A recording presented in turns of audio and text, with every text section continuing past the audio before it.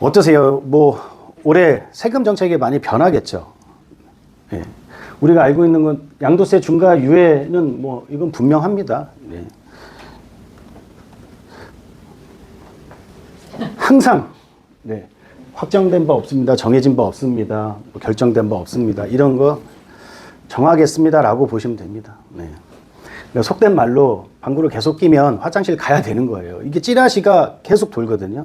그러니까 제 그 고액 자산가인 제 고객분들 중에서는 양도세 뭐 중과가 당연히 유예가 안 된다는 거 이미 우리는 다 예견할 수 있었고, 뿐만 아니라 장기보유 특별공제 있잖아요. 그 세금 비율이 조정이 될 거라고 해서 작년부터 매도하셨어요. 강남에 있는 분들 매도하시고 다시 세팅해서 갈아타게 하시고 계시거든요. 그분들은 이미 알고 계시더라고요. 제가 알기 전부터 먼저 그런 말씀을 해주셨고, 딱 1년 전에 그런 말씀을 들었습니다. 장기보유 특별공제도 이것도 변경이 될 것 같습니다. 이렇게 말씀을 해주시더라고요. 근데 될 것 같아요. 양도세 중과 같은 경우에는 부동산 시장이 단기적인 거예요. 이거는 특별히 염려를 안 하는데, 또 한 가지 염려되는 거는 보유세 있잖아요. 네, 보유세. 보유세가 조금 올라갈 것 같습니다. 근데 저희들은 이제 물론 이제 재건축 같은 경우에 아파트잖아요. 그리고 일반 아파트는 어찌됐든 공시 가격이 비쌉니다. 굉장히 높아요. 그런 매물들 보유세 사실은 좀 부담이 될 수밖에 없습니다. 그러나 이제 재개발 지역 같은 경우에 빌라나 뭐 단독 다가구 같은 경우에는 어떤 재산세를 내는 것 자체부터가 좀 낮게 책정이 되어 있기 때문에 그런 부분에 있어서는 크게 부담이 없이 더욱더 재개발 지역에 투자가 조금 몰릴 거라고 저는 생각을 합니다. 왜? 보유세가 부담이 없잖아요. 그죠? 네. 그래서 양도세 중과 유예를 종료를 5월 9일 날 해야 될 텐데 좀 연장이 된다고 하죠. 그래도 매도할 시기를 조금 더 텀을 주는 것 같긴 한데, 중요한 건 뭐 2달 더 준다고 해서 그 매물들이 뭐 출현이 많이 된다거나 쉽게 매도가 된다거나 그런 상황은 또 아닐 것 같다는 생각이, 임차인이 또 있잖아요. 네. 아파트 같은 경우에 또 임차를 주고 있으면 퇴거화 시키기가 쉽지 않습니다. 네. 토지거래 허가를 다 받아서 실거주를 해야 되고, 아파트 같은 매물이 좀 쏟아진다라는 거는 어려울 것 같고, 이거는 뭐 연구 보고 자료에도 있습니다. 과거에도 있었고, 그것도 좀 이따 말씀을 드릴 거고요. 신축에 대한 프리미엄 가속화가 된다라는 거, 뭐 제 톡방에도 있으면 아시겠지만 이미 뭐 오늘도 청담 레일이 67억 네, 신고가 나왔죠. 그러면 우리가 반포를 봤을 때 1, 2, 4주입니다. 반드클이라고 하는데 내년에 이제 하반기 입주하잖아요. 여기 지금 얼마일 것 같으세요? 나온 매물들이? 네. 입주하려면 1년 반도 넘게 남았잖아요. 이게 52평 나온 게 지금 90억, 95억 사이 나오는 것 같더라고요. 제가 보니까 52평형 배정 받은 것들이 90억에서 95억 나옵니다. 원밸리 72억 찍었잖아요. 그죠? 원밸리는 72억이고, 반포 1, 2, 4주구 반디클이라는 데가 이제 입주하게 될 때는 분명히 80억이 넘어갈 거라고 저는 보여지고요. 그럼 신축에 대한 기대감이 분명히 높아질 겁니다. 그러면 마주하고 있는 한남에 대한 시세도 더욱더 올라갈 거고, 이미 뭐 프리미엄이, 대형 프리미엄이 더 비싸잖아요. 한남 같은 경우에는 27억, 30억, 40평대도 이렇게 가고 있으니까 계속해서 신축에 대한 가격은 신고가를 찍어낼 것이고, 거기에 대한 주변 시세, 서울의 한강변 중요 상급지는 계속해서 거기에 준하게 따라가게 될 거라고 저는 보여집니다. 그리고 그런 현상으로 해서 양극화는 더 심해질 것이고, 압구정 성수도 이제 시공사 선정을 다 앞두고 있잖아요. 조만간 이제 도배가 될 겁니다. 더욱더, 지금보다 더욱더. 지금은 이제 세금 때문에 기사가 좀 눌려 있긴 한데, 시공사 선정 이슈가 되고 어떤 조건으로 나오는지에 대해서 계속해서 기사가 쏟아져 나오면 거기에 대한 기대감으로 또 가격은 더욱더 오르겠죠. 네.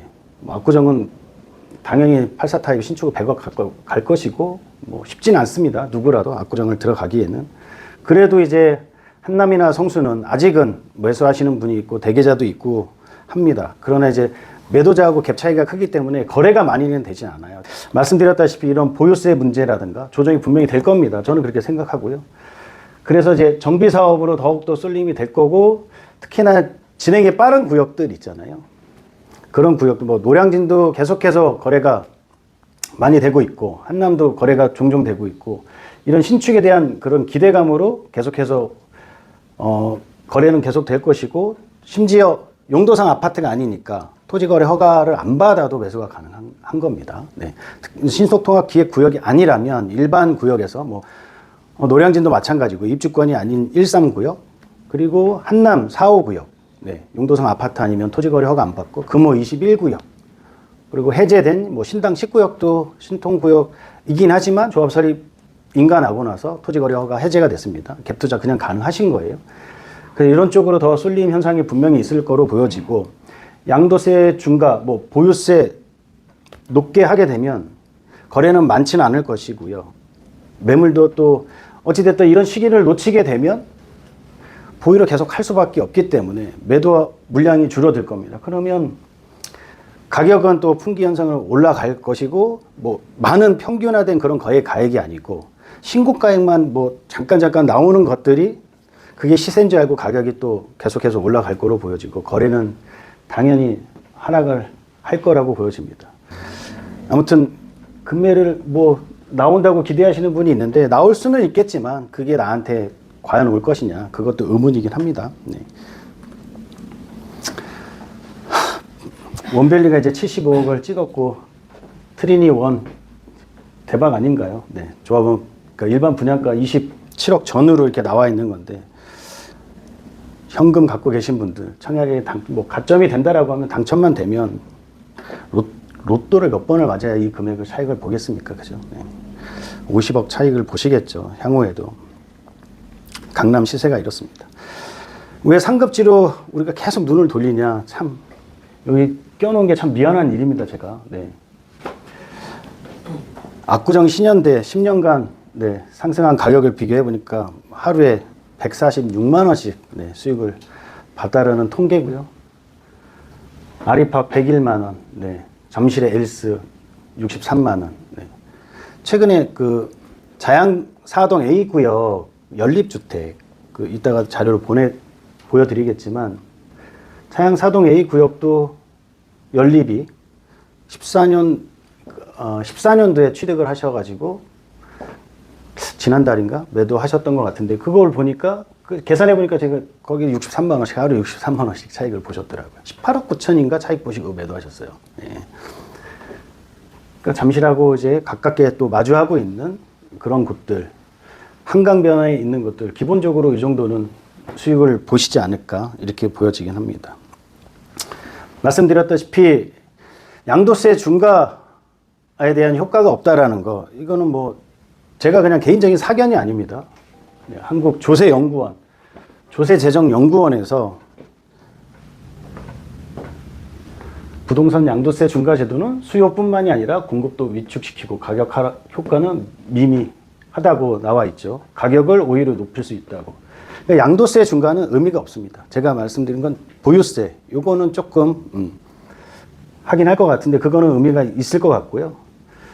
결국에는 가격을 왜곡시키면서 그게 꼭 현재 시세인 줄 알고 거래는 많지 않은데 가끔 튀어나오는 그 신고가들 그게 시세인 줄 알고 뭐 매도자들은 또 입장이 바뀌겠죠. 아까 말씀드린 대로. 그래서 이런 또 양도세에 대해서 신뢰가 없죠. 이거 정권이 바뀔 때마다 계속해서 이런 세금을 건드리고 이런 것들이 이거는 납세자 과세 불평등하다 이렇게 보여지고 있습니다. 그러면은 이 정권이라는 건 영원하진 않습니다. 네. 결국에는 내가 4년만 더 버티면 또 기대할 수 있겠구나. 이게 또 매도가에 다 포함돼서 나옵니다. 과거에도 그랬었고 그래서 가격이 또 오르는 거고요. 네. 전월세도 가격 계속해서 오르잖아요. 이 세금이 그 다음 또 매수자한테 다 되는 거고 전월세 임차인들이 그 세금을 다 떠안는 겁니다. 보유세도 마찬가지고. 결국에는 우리가 청년들이 주택을 매수할 수 있는 그런 기회가 있어야 되는데 결국 계속해서 없어지는 거고 네. 주거 사다리 효과도 없는 것 같아요. 대출을 막아놨으니까. 왜 그런지는 모르겠는데 일단은 그래도 주택이 있는 서민이어야 되는데 주택이 없는 서민을 만들어 놓으면 그래도 계속해서 그렇게 표를 받으려고 하는 것인지 과연 의문이긴 해요. 아무튼 정권에 따라서 이런 세금 정책이 자꾸 바뀌는 거는 우리가 한번 경험을 분명히 했습니다.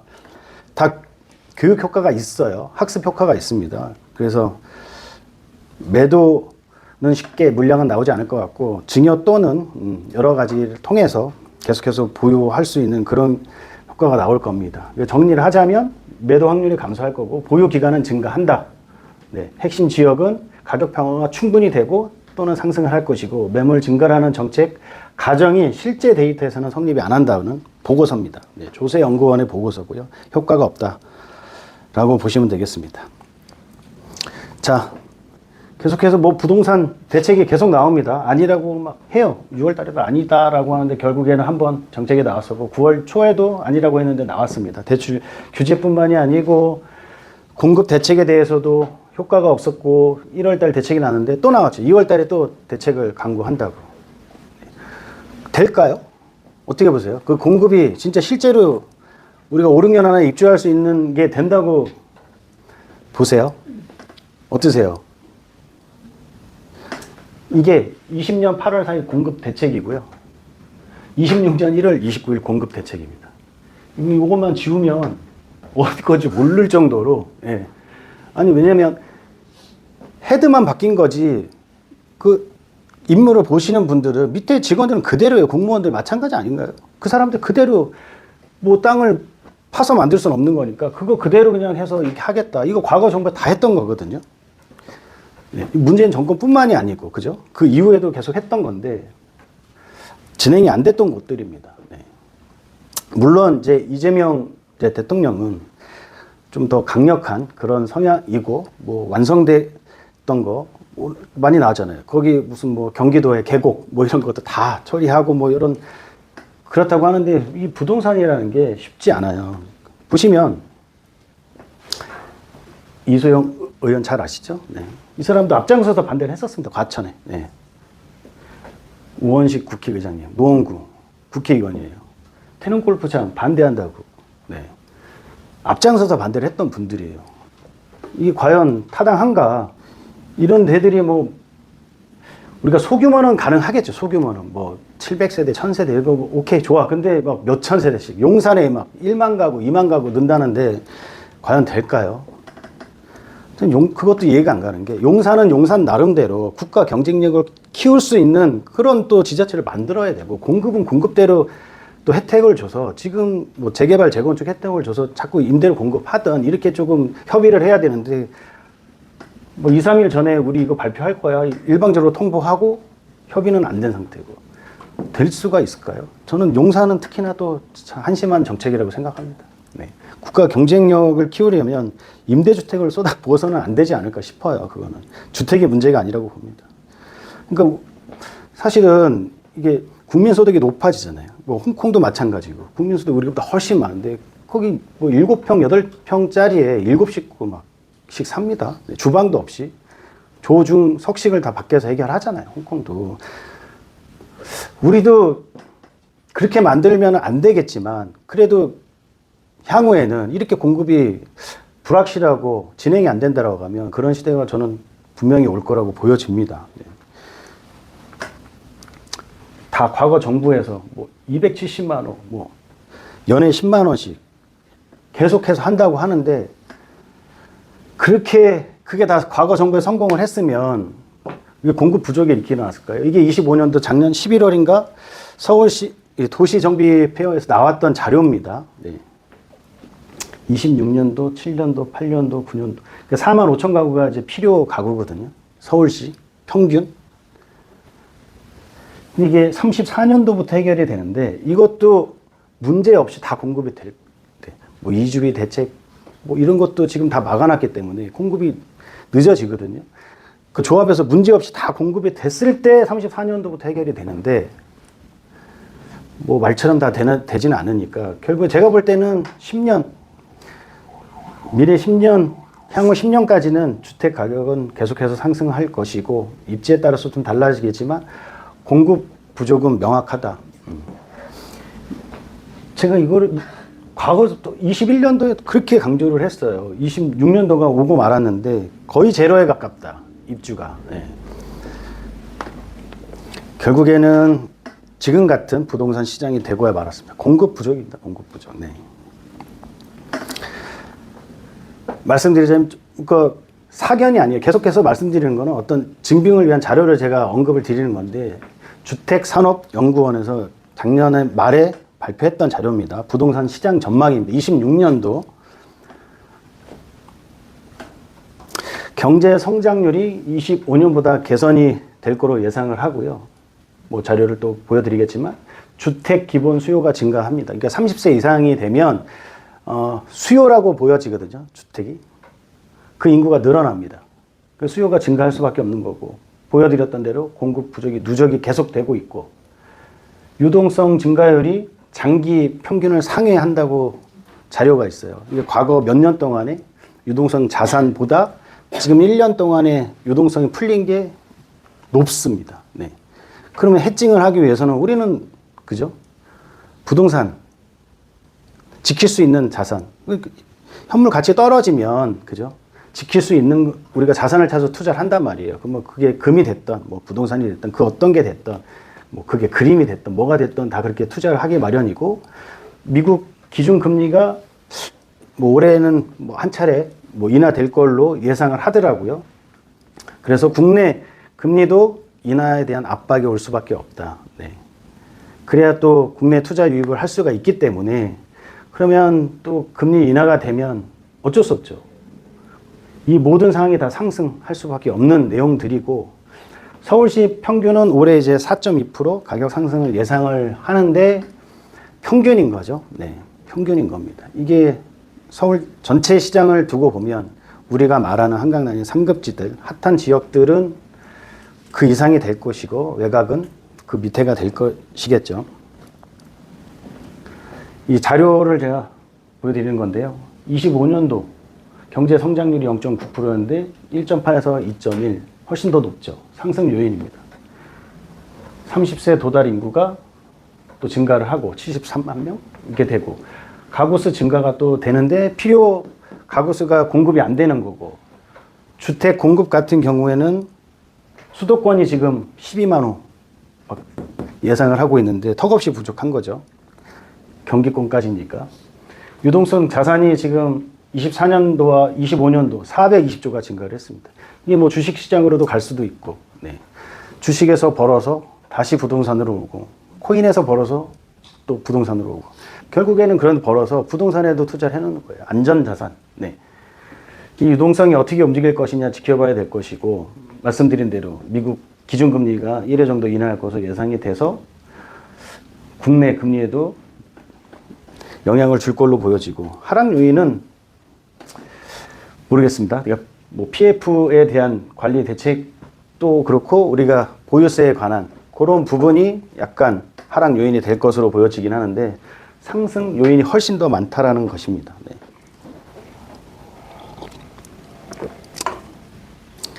어쨌든 올해는 뭐 일단은 이번 1월 달만 해도 계속해서 거래량이 뭐 저 개인적으로는 굉장히 많다라는 것입니다. 과세 강화 정책은 노무현 정부와 문재인 정부에서 강력히 시행됐으나 최대 6개월 이상 효과가 지속되지 못했고 거래세는 주거 상향 이동을 제약하는 문제가 나타났으며 청년 주거죠. 보유세는 소득이 감소하는 노년 가구 등의 부담 능력에 따른 문제 제기가 많았다. 이게 뭐 조세연구원뿐만이 아니고 주택산업연구원까지 다 이렇게 자료를 내고 있습니다. 그래서 정책 방향을 어떻게 둬야 되냐라는 게 이제 해결책을 내놨다는 거예요. 주택공급 특별대책 지역 제도를 신속히 도입하는 것이 좋겠다. 네. 내용이 어떤 거냐면 신속한 착공과 분양을 위해서는 인허가 절차를 대폭 이거는 서울시에서도 계속해서 진행하는 부분이고 1년 가까이 걸리는 90여 개 관계기관 협의를 2개월 내로 단축을 해야 한다. 네. 그리고 국토부에 설치된 통합심의위원회에서 인허가 사항을 심의하도록 하되 관계기관 협의 기간을 적정하고 연장을 불허하고 계속해서 뭐 협의한다고 연장 하잖아요. 그런 걸 불허하면서 다양한 협의 의견을 통해서 통합심의위원회에서 심의 조정하여 인허가 할 수 있도록 권한을 부여. 그 용적률 각종 영향평가를 특례를 줘야 된다. 이게 재개발 재건축 지금 진행되고 있는 데만 진행을 잘해도 공급이 된다는 얘기예요. 그래서 이런 혜택을 통해서 빨리빨리 공급을 했으면 좋겠다라는 거죠. 그래서 뜬금없이 막 태릉 골프장 이런 데 공급 얘기할 게 아니고 싸우다가 정권 다 마무리되거든요. 그런데 공급을 한다고 지자체에서 허가 건재 지자체인데 허가 안 내주면 못하는 거거든요. 네. 어찌됐든 다시 구청장이 돼야 되고 그죠? 다시 국회의원이 된다라고 하면 그 허가를 쉽게 내줄 수가 없습니다.